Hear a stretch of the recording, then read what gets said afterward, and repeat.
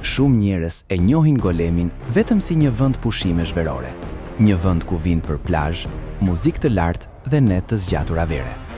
Por shumë pak njerëz e kanë parë kështu. Pa zhurmën e lokaleve, pa trafikun e sezonit, pa të rrëmujën që mbush çdo cep gjatë korrikut dhe gushtit. Vetëm rruga, deti dhe ajo ndjesi qetësie që të kap kur ecën ngadalë buz Adriatikut. Sot nuk do ju tregoj vetëm një shetitore, do ju tregoj atmosferën e vërtet të Golemit. Atë anë që shumica e kalojnë çdo ditë, por nuk ndalojnë kur ta vënë re. Sepse ndonjëherë, vendet më interesante nuk janë ato që bëjnë më shumë zhurmë. Mirë se vini përsëri në një tjetër udhëtim. Sot nuk kemi makina luksoze, nuk kemi resorte ekstravagante, as ato videot perfekte të internetit ku gjithçka duket artificiale dhe e planifikuar deri në detaj. Sot kemi vetëm një biçikletë, një GoPro dhe një nga shetitoret më interesante të Bregdetit shqiptar. Dhe sinqerisht, janë pikërisht këto momente që tregojnë realisht si ndihet një qytet. Sepse kur lëviz ngadalë, fillon të vësh re gjëra që zakonisht i kalon pa menduar. Zhurmën e dallgëve, erën e detit, palmat që lëvizin lehtë nga era, njerëzit që ecin pa nxitim buzbregut. Këto nuk janë thjesht pamje, janë ato detaje të vogla që krijojnë atmosferën e një vendi. Dhe ndoshta kjo është arsyeja pse më pëlqen kaq shumë videot e tilla, sepse nuk po mundohemi të impresionojmë me luks apo egzagjerime, po mundohemi të përjetojmë vendin ashtu siç është në të vërtetë. Nëse je nga ata njerëz që të pëlqen Shqipëria reale, jo ajo e filtruar, jo ajo që shikon vetëm në reklama, atëherë kjo video është bërë pikërisht për ty.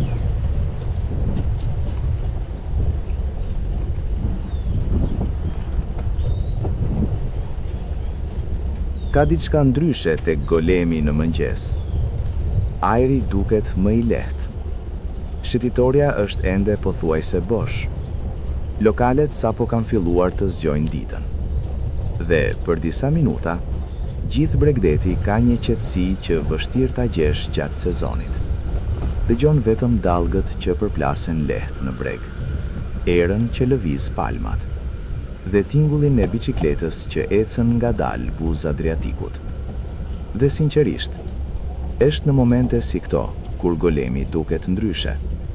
Jo si destinacion pushimesh, por si një vend që ka ritmin e vet. Ndoshta kjo është arsyeja pse ka kaq shumë njerëz që largohen nga Tirana çdo fundjavë dhe vinë drejt këtij Bregdeti. Jo vetëm për detin, jo vetëm për plazhin, por për ndjesinë që të jep. Sepse ndonjëherë nuk ke nevojë për luks apo zhurmë për t'u ndjerë mirë. Mjafton një shetitore pranë ujit, ajri i kripur i mëngjesit dhe disa minuta ku gjithçka lëviz pak më ngadalë. Dhe kur e përjeton nga biçikleta, gjithçka bëhet akoma më imersive. Nuk je thjesht duke parë vendin, je pjesë e atmosferës së tij.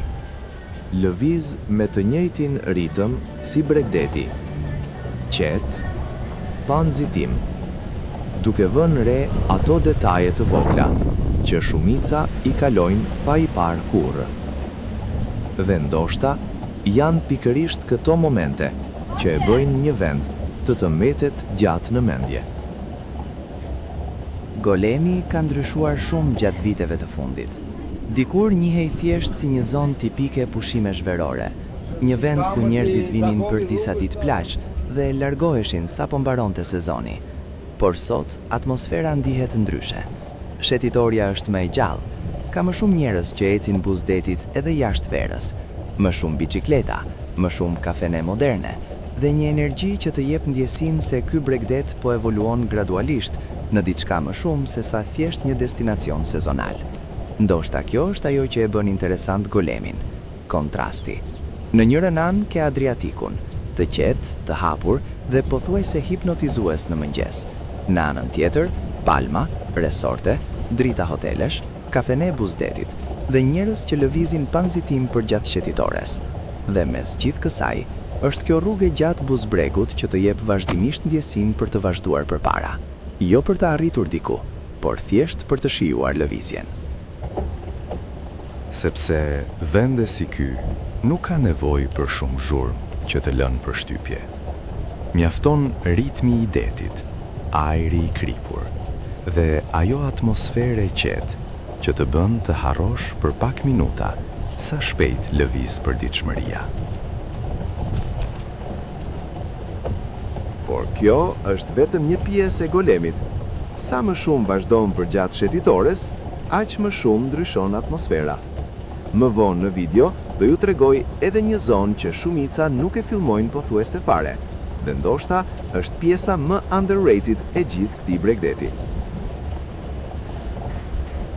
Një nga arsyet pse videot me biçikletë të përfshin kaq shumë në atmosferë, është sepse nuk po e sheh vendin si spektator, po e përjeton në ritmin e tij. Çdo kthesë e shetitores, çdo palmë që lëviz nga era, çdo reflektim i dritës mbi det, të jep ndjesinë sikur je vetë këtu, duke lëvizur përgjatë bregdetit. Dhe ndoshta kjo është ajo që i bën këto pamje kaq relaksuese, sepse gjithçka duket më natyrale, më e qetë, më reale. Nuk je duke ndjekur thjesht një video. Për disa minuta, është sikur largohesh edhe vetë nga rutina dhe futesh në atmosferën e këtij vendi. GoPro e kap shumë mirë këtë ndjesi, sidomos kur lëvizja mbetet e ngadalt dhe fluide. Pamjet nuk duken të nxituara. Gjithçka ka ritmin e vet. Dhe ndoshta pikërisht kjo e bën bregdetin të duket akoma më bukur në video të tilla.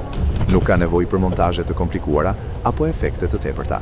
Vetë atmosfera e vendit krijon gjithë eksperiencën. Deti, drita e mëngjesit, tingulli i dallgëve dhe ajo ndjesi lirie që të jep një rrugë e hapur buzë Adriatikut.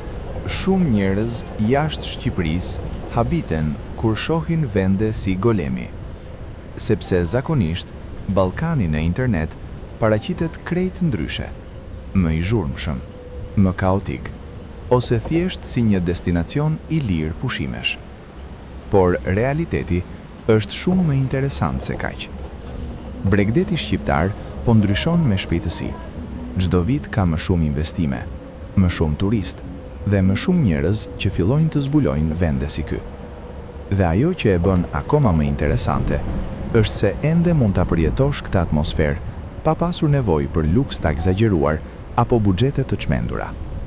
Mund të marrësh një biçikletë, të ecësh buzë Adriatikut dhe të shijosh një eksperiencë që në shumë vendet e Europës do të dukej krejt ndryshe.